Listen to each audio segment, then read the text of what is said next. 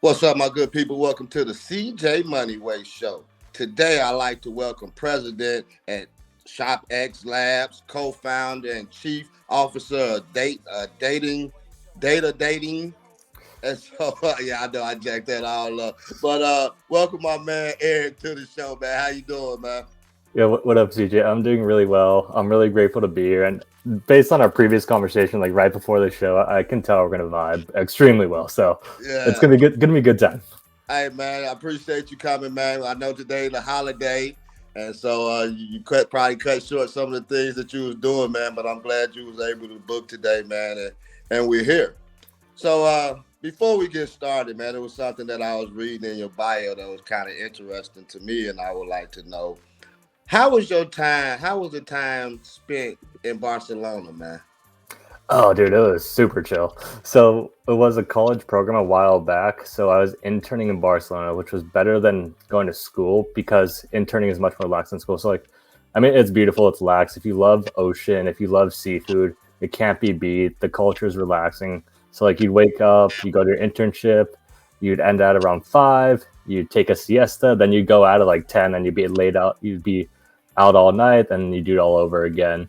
Yeah, dude, it was fun. People are extremely friendly. They respect. So if you're ever going to Barcelona, I recommend obviously get a bunch of tapas, get a bunch of seafood, and if you're at least trying to speak the language, like you're trying to speak Spanish, Yeah.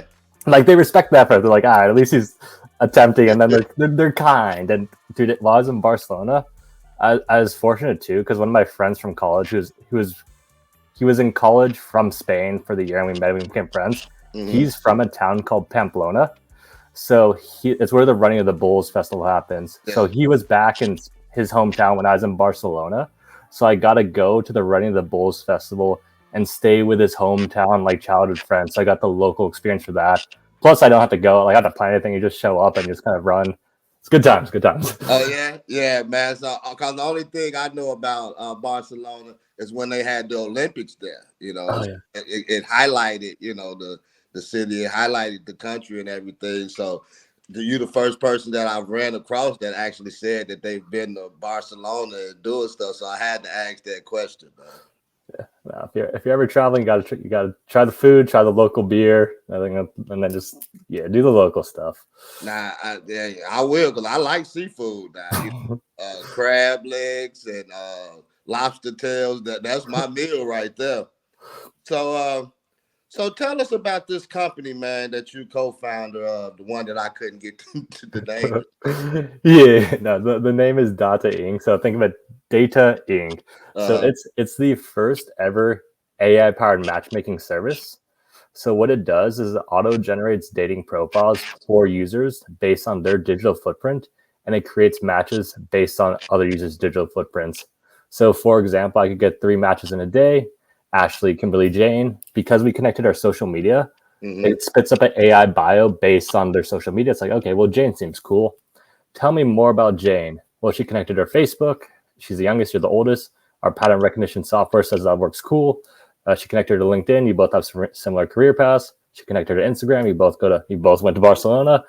She connected her to Spotify. Oh, you both follow this one obscure artist who has a concert coming up. Would you like me to suggest a date with Jane? It suggested a date with Jane. She gets a notification saying, "Oh, Eric wants to go on a date with you." She sees my social media profile. She sees my bio. She sees my mutual friends, and this is important too because from the female side, meeting a male online is honestly it's much more. Males can just, who cares, but it's more safety reasons to meet. You want a more bio for that, Mm-hmm. and we go on that date. We go on that concert date. Let's say we fall in love and get married, and then from there, the app can function as a relationship butler. So it can be like, okay, you guys haven't been on a date in 3 months. We recommend this babysitting service for the kids. The place you had your second date has half off ice cream. Would you like me to make reservations? Or it can be like, oh, it's her birthday coming up. You may not want to miss this. She just added this thing to her Pinterest board. This could be a good gift. What do you think? And then you can make the gift there. So in the dating app market, there are 3 major problems that it solves. Mm-hmm. The first are, in the dating app market, the top 5% of users get access to everyone on the app, creating a skewed marketplace. The second reason is it's basically attractiveness. Like, are you hot or not? Swipe left, swipe right. And the third and most interesting issue is the incentive structure behind the dating apps. So think about it logically. If Tinder were to make it, if you were to match with someone on Tinder, you fall in love, get married, what happens? You then leave the dating app, and this means Tinder then loses a paying customer. So their incentive is to rely on something called churn marketing, meaning people stay on the app. So like delete the app, download the app, delete the app, download the app. Whereas Data Inc., we're a full service app. So like after we get the match, we will make our money. If you like our service, you like the dates you're suggesting, you pay for a date within the app, we will get a commission. So we're incentivized to get people on real dates. And if they like the service, they don't want to plan dates, they want to use us, they keep scheduling dates, the fee is worth it. It's good for them. And dude, this is the cool part. It's like dating is just like it's easy market penetration just because the dating marketplace sucks for a lot of people. But it can be a community building app too. Like it can be like, find me 5 guys in my local area who are into Muay Thai, into meditation, finds me those guys. Oh, do you guys want to hang out? Oh, we can hang out from there. Or let's say when we meet face to face for the Laker game, we're going to build it out so we can tap our phones. So imagine from the dating aspect, the first date, you tap your phones, it shows you all this stuff in common. It's like, oh, this is why you could be a good match, and you can take it from there. But we could do that too. It's like we could tap our phones. It's like, oh, we're both Laker fans. Yeah. Oh, we both like pizza. We both like this. And then you can build relationships from that way. So like whether it be like an office place, a college freshman meeting their roommate for the first time, just a random stranger at Starbucks, it can help show people what they have in common. And if they want to pursue a relationship after that, they're totally welcome to do so. Man, that sounds pretty cool, man. How long have you guys been doing this? Yeah, so it's relatively new. We've been building it for around like 8 to 9 months, but it's been in the mind of the CEO for a while. So the technology just became available with the rise of AI. So we couldn't have done it before AI became mainstream, but now that AI is mainstream, there are a bunch of people creating apps, and this is just our way to add to the world. And that's an important point I want to touch on too with AI, because technology is inherently neutral. So like there are good ways to make AI, there are bad ways to make AI. So if the overall most people are using AI for bad purposes, that technology becomes bad. But the good thing is most of the people who are building the AI apps and Web3 apps, they're overall good people trying to add to society. So it's not going to be like some Terminator AI type thing. AI is going to be a tool to just leverage for everyone else, and it's going to make their lives better. So if the builders and users are good, the technology becomes good. Yeah, I mean, AI, it is, that thing, it helps out in so many areas. You know what I'm saying? Like I use it for certain purposes like show notes and, things of that nature. So I'm down for that, man. I wish you great success moving forward in that business too, man. It sounds pretty interesting. So tell me, what is it like being a consultant for big corporations when they're going through bankruptcy? Yeah, I mean, I'll give you the double-sided coin. So I'll go the positive, and we'll go the negative. The positive aspects, it was chill. Don't get me wrong. Like as a college student, having a job where you get paid very well, you get to interact with smart people. You kind of set your own schedule, meaning like not set your own schedule, but like you're working independently those times. So like no one's really just peering down. It's like you make sure you do this and this. And you pick up some valuable skills too. You learn how to write a business email. You learn how to interact with business executives. You get really good at Excel. You learn how to talk on the phone. You get tons of skills. But my particular issue is it didn't align with my ethos. So that's why I ultimately left the job. The reason it didn't align with the ethos, and I was really getting into cryptocurrency at the time, is as a consultant, you're billing out a client for an hourly wage. So every hour I worked as a consultant, we would get paid from the client's pocketbook, which is normally fine. Like if they want to pay, good for them. But in this particular case, it's a bankruptcy company. So they're going through the Fortune 500 bankruptcy process. So they're not making money. Otherwise, they wouldn't be bankrupt. Yeah. And so we're taking from a pool of money that should have been going to the creditors. So like the everyday people like me and you. And in the bankruptcy process, there's tiers of creditors too. So like tier 1 gets paid first, tier 2 gets paid second, tier 3 gets paid third, tier 4 gets paid last. And obviously, because it's a systematic issue, it's like the me and yous. Like if you randomly invested in a company and they're going through bankruptcy process, we would get the leftovers. So we were taking money from the, I guess in my opinion, the people who needed most, and working with the clients. I was talking with a lot of them on the phone. I'm just like, oh, this kind of sucks. So yeah, it's like I want to help you, but I can't. And on top of that, the incentives are wrong too. It's like the consultants, because consultants are hourly based. The more our firm charges, the more we make. The lawyers are also hourly based. The more they charge, the more they make. So it's incentives where a lot of people are just kind of hourly. Like they're like, I'm gonna bill as much as I can. Like not on purpose, but like even for me, my example, it wasn't on purpose. Like, oh, they're like, yeah, if you want to double check the spreadsheet again, feel free type of thing where it's like, okay, that just means we'll bill out more. So the incentives are pretty much misaligned. But it was cool though. Like, I mean, it led me to where I am now. So I'm grateful that that part of my life happened. Yeah. I mean, I'm a big believer too that even things that, sometimes you may not want to do some things, but you're in that position, and like I might have a job, like, oh, I don't like this job, or I hate Yeah. this job. But like you said, but as you move on in life, it was something in that job that I needed to go to the next level. Although I didn't want to do it, I did, whatever. But it was some things that I learned that helped me in my progression, what I'm saying, with things that I'm like some things that I'm doing now, some things that back then has helped me and leveled me to where I am today, like you said. So yeah, I agree with you on that one. No, and exactly right. Like it's better to look at the universe. It's like the universe is working for me, not against me. And besides, like I believe there's a God, I believe there's a creator, I believe there's a consciousness, whatever name you want to call it. Like we can't even fathom it just because we're not at the level. Like we're trying to put a name on something that just we're just way above our heads. But let's say there is that entity above.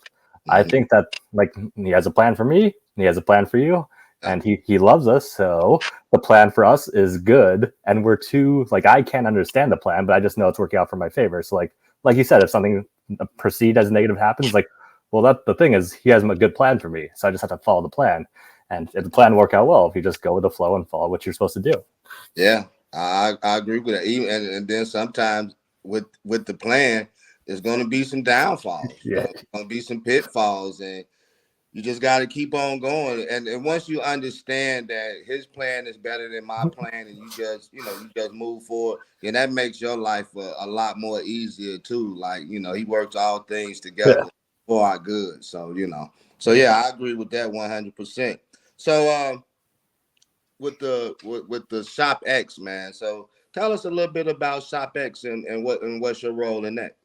Yes, sure. So ShopX is a way for Web2 brands to monetize in Web3. So Mm-hmm. let's say you're running a Web2 e-commerce brand, like let's say you're Nike and you want to enter the Web3 space, you would download ShopX and then you could easily start interacting with the space with no coding expertise. So like you'd be able to do it without like hiring a developer or doing all that stuff.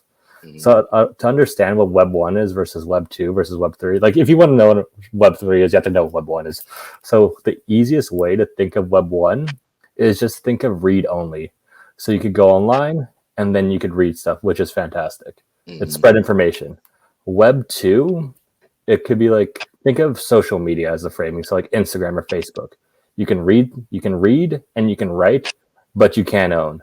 So for example, I can write an Instagram post, you can read that Instagram post, but Instagram owns the post, so they can sell our data, they can cancel both of our content for whatever reason they choose because they own the content. In Web3, it's read, write, and own. So I could write content in the form of either a cryptocurrency or NFT. I could gift you that cryptocurrency or the NFT. Now, because you own my NFT, there's a connection between me and you. Mm-hmm. Let's say my area of expertise is e-commerce, so I'm giving you e-commerce benefits. You own the content right now, so it's not me, it's not anyone. Like if I decided you're not a good customer, like I want to take it back, I Mm-hmm. can't take it back from you. If the government wants to come in and take it away from you, they can't take it away from you.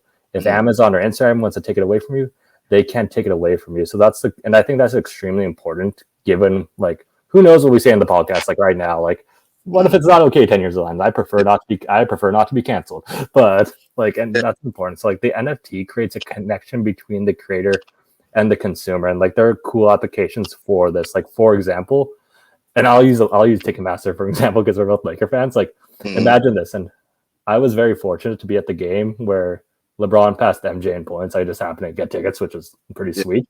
So let's say hypothetically, all the tickets were NFTs. So like most people take out their phone, they just scan their phone, and everything. You could Mm-hmm. have that so in that case, the stadium or whoever issues a ticket own they own the ticket, so they can cancel anyone's ticket. Like even if you paid for like, no, you're good to go. But if you own the ticket, they can't take it away from you. Mm-hmm. And on top of that, because you own the ticket, you can sell it in the secondary market too. So instead, I don't know if you ever use Ticketmaster, you buy something for like $60 and it ends up being like 120, or it's like, nah. But yeah, you're just like, why is it so expensive? It's because of the fees. So in the NFT example, let's say hypothetically you buy tickets for those games, the tickets to NFT, you decide you want to sell it to me, so you can set your price, or I can offer you a price. So it can be that if you like my price, you accept the price, the ownership of the ticket automatically transfers to me. So now I own the ticket. You don't own the ticket. You can't take it back. So there's no take back fees. It's like, no, sorry, you sold the ticket. Let's say we go to that game. It just happens to be the game where LeBron passes MJ in points. That's a big event. The NFT acts as proof of attendance. So in the blockchain records, it's verifiably proof that this ticket is where this ticket was at the game where this special event happened. And now the stadium knows exactly who was there the whole time. And because that NFT creates a connection, it's a connection between a creator and consumer. In this case, the creator's the Lakers, the consumer's me. They know I was at the game. They can airdrop me benefits. Like, okay, you're at the LeBron game. Here's a voucher. Claim your free bobblehead. Claim your free autographed jersey. That's cool. And then the cool thing is that relationship stays too. So it's like 20 years down the line, LeBron's retirement, although we are both Kobe fans, LeBron's retirement. It's like, yo, these people were at this game. We have proof of it. Here's some tickets to attend this event. And so whatever benefits they want to do, they can. Oh man, that's cool. Man, I never would have thought that. You know what I'm saying? Yeah. Like that's real cool right there. So let me get this straight. So like you say, like you at the game and you was there and it was a special moment, him passing Kareem up and everything. And so like later on down the line, because of the NFT, because you was there, they can offer you special things on top of that, like after the fact. Yeah. So NFTs at its core. So like an NFT stands for non-fungible token. Mm-hmm. And the easiest way to think about that is like if you have a piece of land in the real world, you can do what you want with it. You can build a school, you can build a garden, you can build a business. You can do nothing. It's up to you. NFTs are that in cyberspace. So there's a 1 of 1. So my ticket is a 1 of 1. Mm-hmm. The Lakers decided to make that's physical area in cyberspace an NFT ticket. And now they know exactly which wallets own. So like they don't know Eric McHugh owns it. They know like a wallet number owns it. So if I decide to trade it to you, the benefits will go to you. So they can just send value to the wallet address, and I can send value vice versa. So that's really powerful in terms of like sports and like, and let's say, because I have a friend too who's like an influencer who said something he shouldn't have said, and what he said is you shouldn't target kids with adult material, which I think is fine. But he got canceled from that, and because he got canceled, his gaming profile is down, his Instagram, his YouTube, his channel's taken down, and he had no way to connect with his customers or his core fan base. But if he had that NFT, he could have had a connection for them, and he could still send value their way. Or if it's like an artist type thing, like a music thing, because I'm a big Tupac fan. So when Tupac, oh man, you better be quiet, man. Yeah, you said Tupac. Yeah, no, I'm like, hey, yeah, we brothers. Yeah, I mean, it's like the old school rap is. We'll set the stage now. The old school. I like old school music too. Like I like rock from that ages too. Like old school music is better than music now, and I think that's by design. But that's neither here nor there. Like, yeah. The point being, like when Tupac passed away, the record labels, all of them, they took a bunch of his resources, so his family didn't get a lot. But if this were blockchain based, he could have easily just passed everything over to whom he actually wanted to. And the cool thing is with the NFTs, it's a digital land in cyberspace. So let's say we wanted to buy let's say he turned one of his songs into NFT. Yeah. We could then purchase a piece of that one of those songs, like a second, 10 seconds, whatever the case may be. I mean, with Tupac, that'd be extremely expensive. Yeah. But now there's a relationship with the artist, and they know who owns the song. So like, do you own a piece of my song? You're like a mega fan. Here's tickets. Here's merchandise. Here's whatever you want. And the cool thing is, if that song were ever to play on the radio, and then they get so this is all done on smart contracts in the background, so they could program it. So like every time this song plays on the radio, you get played 30 million times. Each time it plays, I get paid. And then the artist will get paid every time that song gets played. Because we own a piece of the song, let's say I own a 10th of that song, I could automatically get paid too from that. So because I own that song. Oh man, that's cool, man. I mean, we're gonna have to talk a little farther about that, later on some of this stuff that maybe can be done. I want to know more about this, man, because that's real cool. Yeah, Tupac, that's my guy, man. So E, tell us a little bit about your journey, man, on how you got to where you are now, from where you came from to where you are now. And let's not leave out how intelligent you are, man, with that 140 IQ that you have, man. Yeah, no, and so the journey, I'm just kind of winging it. So I'm living in the present moment, and I believe in authenticity. So I think God, the universe, okay, so we both believe in God. I think God gave me individual gifts. I think He gave you individual gifts. Mm-hmm. So I think I'm the best me in the world. So if you try to be me, you can't beat me at being me, but I can't beat you at being you. And I also think we're happiest serving other people.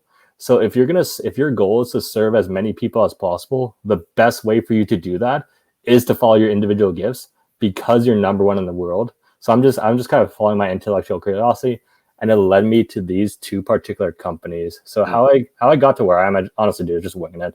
So I graduated college, I interned in Barcelona and DC during college, which both pretty sweet experiences, but they're polar opposites. Like Barcelona is like obviously super relaxed, whereas DC is like 8 a.m. You're in your suit and tie and like the humid, like the swamp metro, and you're just like fully wet backed. Yeah. My first job out of college was working at Snapcraft, their ad algorithm. I mean, that was a cool experience. It was more just like, okay, I want to work in tech. That's a good start. Mm-hmm. Then I got the job as a bankruptcy consultant. And from there, that's when I was really getting into Bitcoin and cryptocurrency ethos. And the consultant job didn't align with that ethos. So that's why I ended up quitting that. I didn't really have a plan. I started going to cryptocurrency meetups in my local area. We met the original ShopX team. We've been building ShopX ever since.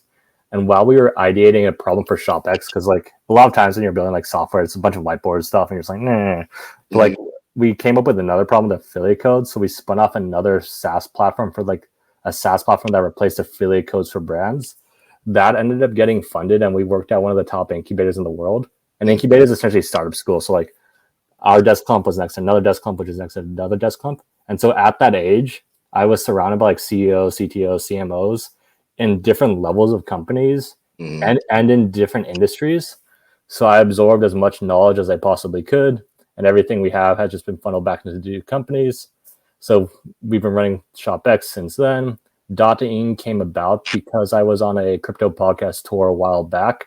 I went on one called The Crypto Economy. It's with this dude named Mark. We kept in touch. We became friends. And then eventually this random like data thing started following me on Twitter. I'm like, what is this? Oh, it's Mark. I'm thinking of starting this. And we got on the phone. I'm like, oh, this is funny. It's actually a really good idea. And we've been building that ever since. But my biggest impact for me, like the biggest help that I've had is having the spiritual perspective. And that's a long journey of just like self-work, meditation. It sounds a bit woo, but like just being positive and just finding the right materials. I went to a 10-day Vipassana meditation retreat earlier this year, and that's been the most beneficial experience I've ever had. So what that is, it's 10 full days, just straight meditation, noble silence, and no talking, no reading, no nothing. You're just sitting there doing inner work. And it's the method the Buddha used to reach enlightenment.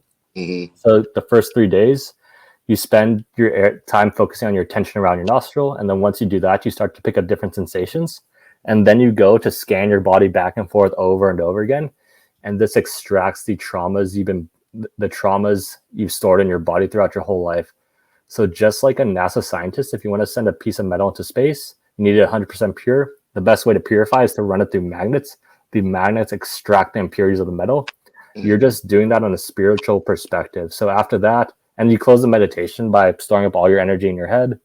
And you wish everyone in the world peace, love, and happiness. And turns out they wish it back to you. And this is really important in business and in life too, because I think of everything in terms of energy, frequency, and vibration.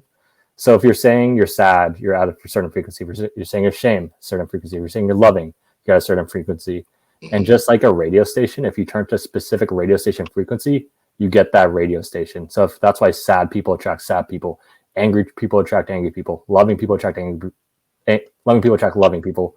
But since I've done the spiritual work, I genuinely wish everyone the best. I'm trying to help as many people I have. And it turns out that's really beneficial for me, because if I'm wishing you the best, Subconsciously, you're going to start wishing me the best. And that's how you build a proper relationship, Yeah. which that either turns into friendship or business relationship. It's like, who cares? Because we're just trying to help each other. We're not trying to like Mm. wiggle as much value from you as possible. It's like, no, I'm trying to help and you're trying to help. And it's a win-win.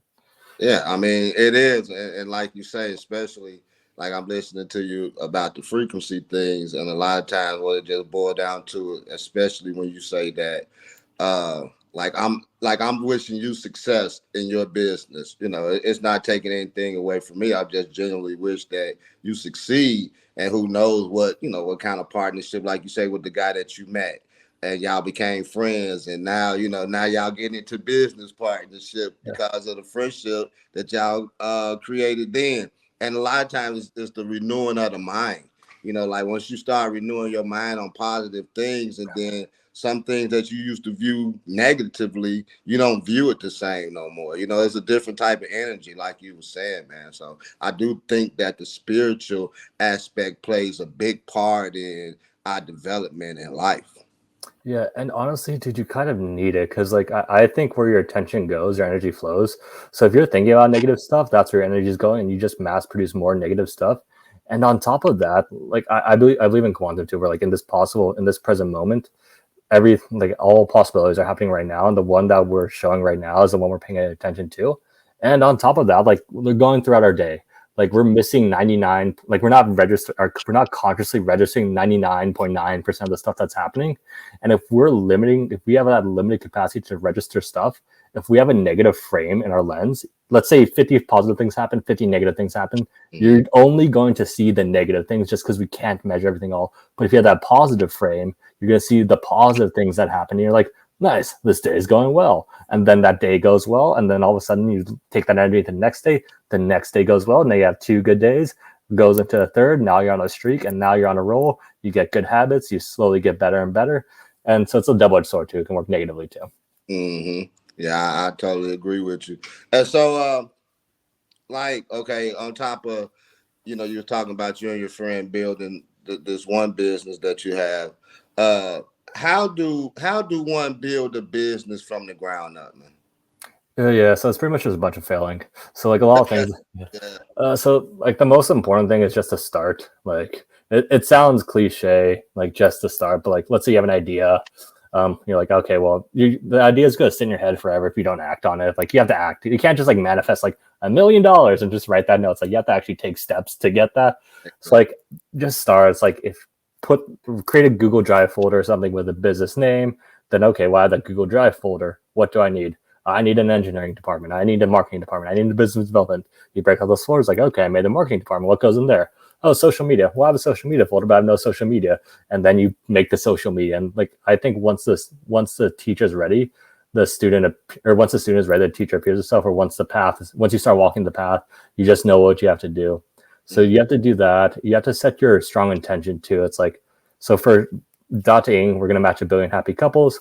So because I set that intention strongly, the universe is a quantum collapse into the reality where that happens. But how we get there, I don't know. We're figuring it out as we go along. And on top of that, I view everyone as a conscious creator, whether they know it or not. So when you are building your business, just don't take anything away from anyone and don't harm anyone, and you should be good to go. Because I think we both believe in karma. Good, you do good. If you do good, you get good. But if you do bad, you get bad. So just do good. Yeah, that's a good point to live on. Like you just put out positive energy, and hoping that you get positive energy back. Like you say, basically whatever you put out is what you're gonna get back. And so I like the point where you say that to actually just start writing the things down. Even in the book it say write the vision plain. And once you start seeing it, then develop. Because one thing that you said, and I always say this too, I want $1 million. But you hear people saying all the time, I want $1 million. But what are you actually doing to try to get that $1 million? It's like you gotta put it in a plan. Me just saying it is not gonna bring it. So I gotta, if I say that I want $1 million, I gotta try to do something to try to get it. Whether I get it or not, that's neither here nor there. But as long as I'm putting forth an effort Yeah, not just saying I want $1 million. No, I'm trying to get to $1 million. yeah. Like, A consistent effort too. Like you can't just put it. It's like the gym. It's like the gym and meditation is all the same. Like you can't meditate for one day. I mean, meditating for one day out of the month is better than zero. But at the same time, going to the gym one day a month is better than zero. But like it's about that consistent effort, just day after day, slowly trudging along, and then you eventually meet your goal. And on top of that, I think it's an important point to touch. It's just a good message. Like, yeah, if you want $1 million, the most logical thing you can do is to be giving with your money too. So if you want $1 million, you want a monetary value, that's perfectly fine. Because to me, money is neutral.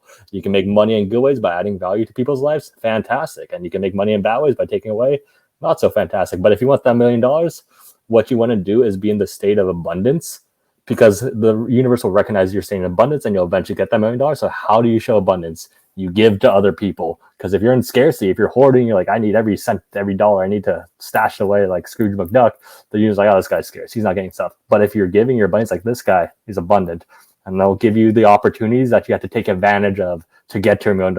It's not going to give you the $1 million. Like, okay, he's abundant. He meets this guy who can help him. It's up to him whether he wants to follow through with that relationship, or he has this one random idea, like one spiritual, like a download. Where he's like, okay, let's see if this is a good idea, and let's see if he follows through with it. And you just have to keep following through on it, and you'll eventually get that $1 million. I'm gonna keep that one.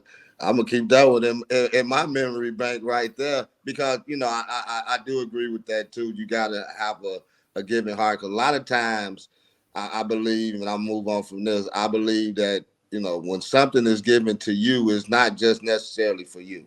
A lot of times things that's given to you is actually for others. That's, that's just how I look at it. E. But so what? Okay, you explained it earlier. You know what? Nah, we ain't gonna. It talked about you being a chess player. So how good of a chess player are you, man? It really depends on the competition. It really depends what I'm doing. So, like, if I'm serious and I'm playing large games, I'm roughly around 1,100 on my like the account that I actually just try on. But a lot of times I'm really just messing around. Like I'm trying different things. So, like I'll do different moves. It's like I'll try to bait them. It's like I'll just throw out like a random chess move. I'll say, oh, do you want to actually take the piece? It's more so I'm good, so I can beat some really good people, but I can also lose to some really bad people. It's more about the fun and the hobby of things. But it's had two very important lessons to me. Like the biggest important lesson I've learned from chess is you could screw up on the last move, or you could have made the best move possible last move. Either way, the best thing you can do in this move is to make the best possible move in this move. And the last move doesn't matter as much. You just have to keep making the best possible move, and then that puts you in the best position to win the game. And the second thing that chess has really helped me with is it helped me clean up my diet. So your diet isn't like just your food you eat, it's the people you're around, it's the content you consume. So Mm-hmm. just like if you eat bad food that's bad for you, you have no energy the next day. But if you eat good food, you have good energy. If you're hanging around bad people, you'll have no energy. But if you're hanging around good people, you have good energy. So like I was on Instagram once, I'm like, okay, if I scroll through my reels, how much of these reels add value to my life? It turns out it was zero. So what I did, but at this point I'm 30, so I'm also addicted to Instagram, be it dopamine, just years of training. I'm trying to unaddict myself, but like it's been, they did a good job. But now instead of Instagram, I have Instagram on my social media folder, and right next to my Instagram account is my chess.com account. So whenever I feel the urge to mindlessly scroll reels, I'll play a couple of games of chess, which is a much healthier way to redirect that energy into something positive. Okay. Okay. So I mean, I just had to ask, because and I take it too. I'm not a chess player. I've had played it, dibbled and dabbled, did it, and so I look at the things that you're doing just in life, period, and then just focusing on chess. It's like it's always the next move, because you said something about you can make the best move, or you can make the best your best move at the end, or you can make your worst move. But it also got you thinking ahead too. Like after I make a move, what's my next move? And then you got to counter somebody else's move. So I think it helps with the mindset, like you say, the meditation and just the moving on and just combining them in life. Period. Yeah, no, it's an extremely positive mind. It's an extremely positive way to frame your mind to think about stuff. So, like, I guarantee you, a lot of the decisions I make, whether it be in a personal relationship or business, has been affected by chess just because it's been programmed in. So like, and again, like having that type of strategic thinking, just like positioning thinking, just forward thinking, know when to win, know when to chill, know when to play defense, know when to play offense, knowing which position on the board you always want, just having that in the background. It's usually not even conscious most of the time, to be honest, but just having that in the background, just I think it gives you an advantage, and just having an advantage and like having you want as many advantages as you can, just because if you want to make it as easy life possible for you, and if you have more advantages, the easier it is for you. Yeah. Why? No, I agree with you, man. I ain't mean to cut you off. I agree with you. The more advantages you have, the more opportunities, you know what I'm saying, you can open up, and the more opportunities that you have in life, period. And so yeah, with that being said, man, so besides chess, what other hobbies do you like besides chess and doing the web thing? Yeah, so my main other hobbies are hiking. So I live in a beautiful town. Like I like to get as much nature as I can. So like I'll break out hikes in the sun. Meditation is also the biggest beneficial. It's another hobby that I do. So chess, hiking, meditation, and the last one's Muay Thai. So those four hobbies pretty much take up most of my hobby time. And Muay Thai is the same as chess. Meditation and hiking are similar in the similar aspects too. But yeah, Mm. I don't know. Like you said, I like to hang out with friends. I like going to live sports. I like doing normal stuff. I like to play video games. I have a gun I like to shoot. But I would say those are my big four.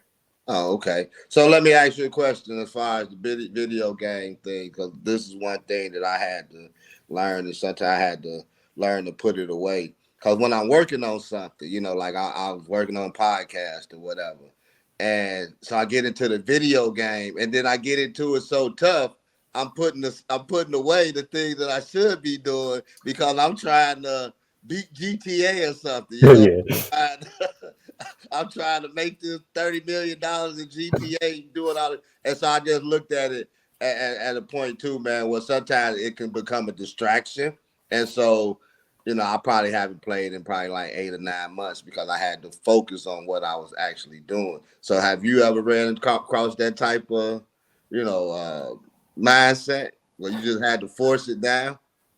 Not for a while because and this is helpful in startups too. Like, because in startups you have to do a bunch of different tasks. So a lot of times you have to time box your tasks. Like, okay, for the next 30 minutes, I'm working on social media, and once that 30 minutes is up, it's up, and you move on to the next one. You don't just kind of like dilly dally and just kind of lag because that wastes a lot of time. Because like if you have 30 minutes to do something, it'll take you 30 minutes to do something. But if you have 2 hours to do the same task, it'll take you 2 hours to do the same task. So like time boxing helps with that. And I've always time boxed my video games. So I'm Mm. like, okay, if I'm playing for an hour, I'm playing for an hour. Like I'm not really doing anything else because I'm playing for my hour. But once that hour is up, that hour's up. No video games. So it doesn't. And the same with Instagram too, right? It can get you in that mindless, just like aimlessly, just like scrolling. Video games kind of the similar effect if you're not careful. But at the same time, like if you want to relax, play a video game, like like if you Yeah. enjoy playing video games, like nothing wrong with that. Do what you enjoy. Yeah, I mean, I agree with you too. And on that, but like with me, like I say, I didn't have a time box. Actually, I'm just not getting into organizing things on a daily basis. You know what I'm saying? Okay, today my Monday list, and so this is what I'm going to do on Mondays, and this is Yeah. what I do on Tuesday. Instead of trying to, lump things together and just doing tasks as you go. Now I'm getting into that time box thing. This is what I'm gonna spend on this day. This is what I'm gonna spend on that day. So I don't lump them all together, and in a sense, it's kind of helping me better be more organized in what I'm actually trying to do. Yeah, no, it helps. It helps you focus your attention, and your attention is your superpower. Like wherever your attention goes, that's where energy flows. So if you know you have your Monday things to do, you'll do a better job with the Monday things versus because I used to be that way too. It's just really just like jump around doing a bunch because I think I probably studied ADHD, but like jumping around and doing stuff always worked. But if I have that loose structure, it Mm. works well. It's like for me, I have my opener, so I wake up at 4:20 because I find that funny. So and I meditate. That's my opener. Then I go to the gym, and then my closing thing is Muay Thai. So during the middle of the day, it's roughly free flowing. It's like based on pretty much my calendar, so people can schedule stuff. But on top of that, I have a loose schedule of like when I want to do stuff. Like for example, one of this podcast, it's a Monday. I know to schedule most of my podcasts. It just happens to be Monday and Tuesdays when I schedule that. I know Wednesdays is roughly if I have to. That's when I kind of focus my tech work, and Mm. then so like I have each day for each like outline for the task, and if something comes like obviously it's like I'll go on a podcast Wednesday, I'll do tech work on Tuesday. It's all like absolute, but having the general outline has been helpful for me. Yeah, and so yeah, I agree with that. So so you say that when you're trying to help somebody that's seeking to have a better life, and freedom in the digital in this digital age, what does that actually mean? Yeah, no, and it is a good point. When someone's seeking that, so you can help them. You can't help someone if they don't want to help themselves, and at that point, it's an opportunity cost because you're just burning resources that you could be helping someone else, and you burn your time and energy for that. So, in terms of seeking freedom in the digital age, I think crypto and Bitcoin and cryptocurrency will offer age of abundance by fixing the incentive structure. So, the first and easiest low-hanging fruit, as we talked about, like the uncancelability of everything, like I don't like being the fact that Instagram can cancel my account. Let's say one of us pushes the wrong buttons of some kid whose dad is like in Congress or something. He's like, these guys suck. I want them both canceled. Then they call up their representative in Facebook and they get us both canceled. So that goes away with the cryptocurrency thing. But I think the more important thing is to think about the incentive structure as society as a whole. So right now, if I want to become rich, and again, being rich is neutral. If I can add value to become rich, good. But if I want to become rich without producing any value for other people, the easiest way for me to do that is to place myself right next to the money printer, aka the Federal Reserve, and I take as much money as possible. So now I'm getting rich. What do? I give it to my friends in government, or like I give it to my friends, like in terms of like money laundering contracts, all that, like $8 billion for 8 charging stations. That money is going there, effectively making us all poor. And on top of that, because I have access to unlimited money, I'll get those three positions of power. Now there's three of us who have access to unlimited money. If we have access to unlimited money, aka lobbying, we're gonna beat the people who are good too. So it creates a problem of corruption starting at the top, which I think is an issue. But in a Bitcoin, yeah, well, it's clearly an issue because look at yeah. But yeah, like in a Bitcoin world, let's say I want to make as much Bitcoin as possible. The only way for me to do that is to produce value. So, if, CJ, if I wanted your Bitcoin, I can. I love your Bitcoin. I can't inflate it away from you. I can't take it away from you. The only way for me to get your Bitcoin is for me to produce something of value for you, and then you send me your Bitcoin. So now, if I want as much Bitcoin as possible, I have to produce a lot of value for a lot of people as possible. And if we go back to the original statement of everyone being happy serving other people and having the natural gifts as possible, the only logical way for me to get as much Bitcoin is to follow my natural gifts and serve people. Because if I want to play Bitcoin, I better serve a lot of people because that's how I'm going to get their Bitcoin. And if that's the base incentive, like our generation, well, whatever, we'll die. It's fine. But imagine 3-4 generations down the line where people's base incentive is to produce value versus how do I extract value. So it creates a system of value creation versus value extraction. Because if we can increase the size of our pie, it helps everyone. But if we're just fighting over that biggest piece, it doesn't help anyone. Yeah. So like I'm not really big into crypto. You know, you get people trying to ask you, do you know about crypto and this and that? I mean, from listening to you and listening to others, I do believe that it's a big thing that I probably should, want to know more about. And so that's something that I'm gonna put on the bulletin board again, because I said there's some things I want to talk to you, you know, uh, off the show. You know what I'm Yeah. saying? I mean, get more insight. But this is my last question, man. And we can wrap it up on this. You talked about it earlier, and so I just want to end it on this note right here. So, what is the future of Web3?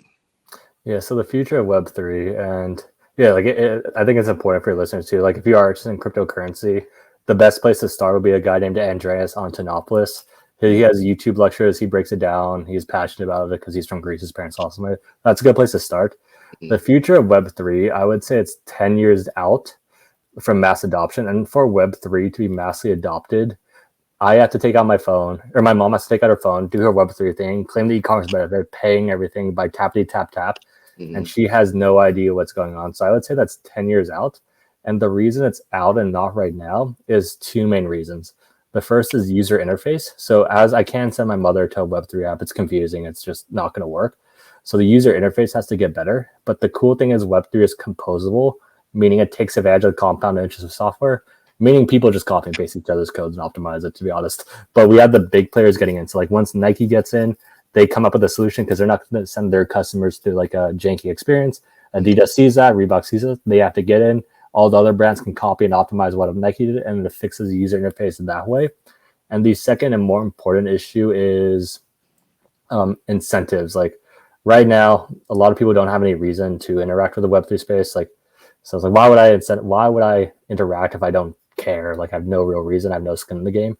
And that's where companies like ShopX and other companies are helping with that. Like ShopX, if you like the brand's e-commerce benefits with a Web3 product, you buy the product, you get the benefits, you're in the space, you learn more because you have some skin in the game.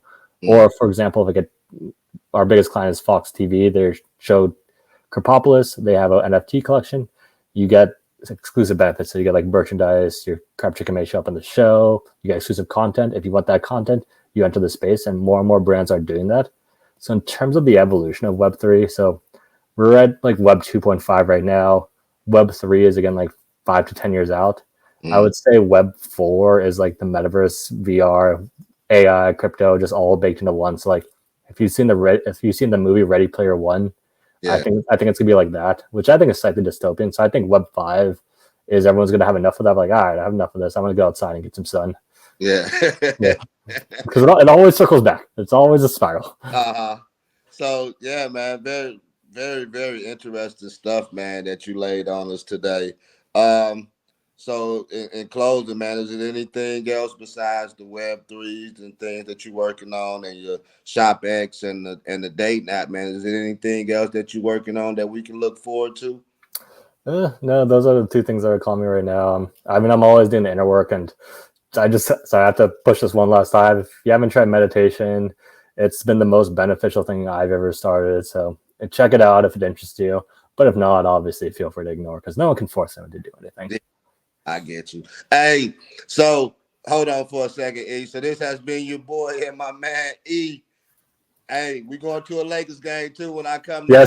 Yes, sir. Hey, man, I hope you got something from it today. Enjoy your day. Sit back, meditate, get your mind right, and let's make that $1 million with this crypto. All right, man. It's your boy CJ Moneyway. We out of here.